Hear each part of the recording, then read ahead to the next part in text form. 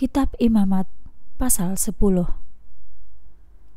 Allah membinasakan Nadab dan Abihu.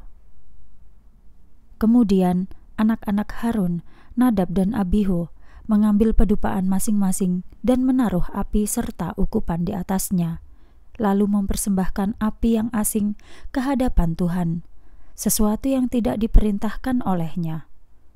Lalu keluarlah api dari hadapan Tuhan, melalap keduanya, dan mereka pun mati di hadapan Tuhan.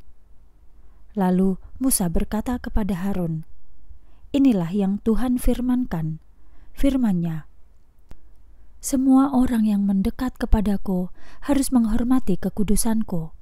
Di hadapan seluruh umat ini, aku harus dimuliakan." Jadi Harun tidak mengatakan apapun.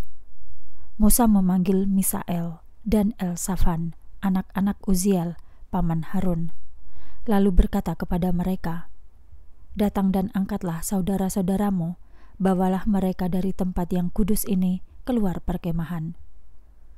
Setelah itu mereka datang, lalu mengangkat jenazah keduanya yang masih mengenakan pakaian keluar perkemahan, seperti yang diperintahkan Musa. Kemudian Musa berkata kepada Harun dan anak-anaknya, Eleazar dan Itamar, "Janganlah menguraikan rambutmu maupun menyobek pakaianmu, supaya kamu tidak mati dan Tuhan tidak murka terhadap seluruh umat ini. Akan tetapi, biarlah saudara-saudaramu, seluruh Israel, meratapi keluarnya api dari Tuhan itu. Kamu tidak boleh meninggalkan pintu tenda pertemuan, atau kamu akan mati, sebab minyak urapan Tuhan ada padamu." Maka mereka pun mematuhi Musa. Kemudian Tuhan berfirman kepada Harun, katanya, "Ketika kamu memasuki tenda pertemuan, kamu dan anak-anakmu tidak boleh minum anggur atau minuman keras, supaya kamu tidak mati. Inilah peraturan untuk selamanya dari generasi ke generasi.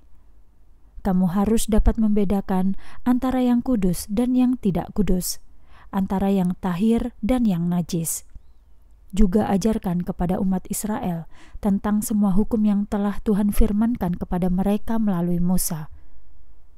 Musa berkata kepada Harun dan kepada dua anaknya yang masih hidup, Eleazar dan Itamar, "Ambillah kurban sajian yang masih tersisa dari kurban bakaran Tuhan, dan makanlah tanpa ragi di samping mazbah, sebab itulah bagian maha kudus. Itulah yang menjadi hakmu dan anak-anakmu dari semua kurban bakaran bagi Tuhan, seperti yang telah diperintahkan padaku. Makanlah di tempat yang kudus. Namun dada persembahan unjukan dan paha kurban khusus harus kamu makan di tempat yang tahir, bersama anak-anakmu laki-laki dan perempuan, sebab bagian itu telah diberikan sebagai hakmu dan hak anak-anakmu dari semua kurban pendamaian umat Israel.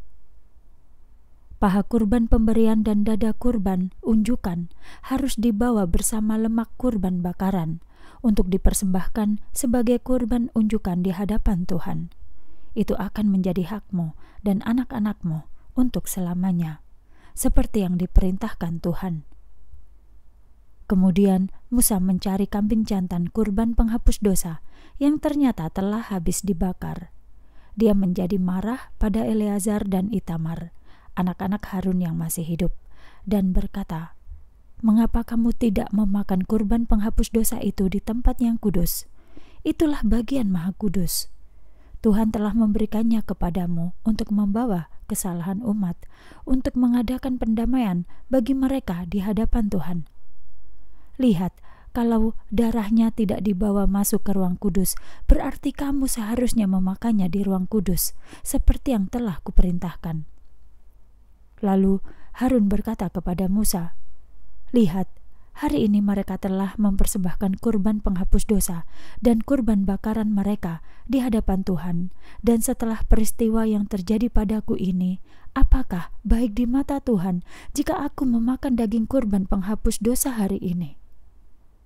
Setelah mendengar itu, Musa pun menyetujuinya.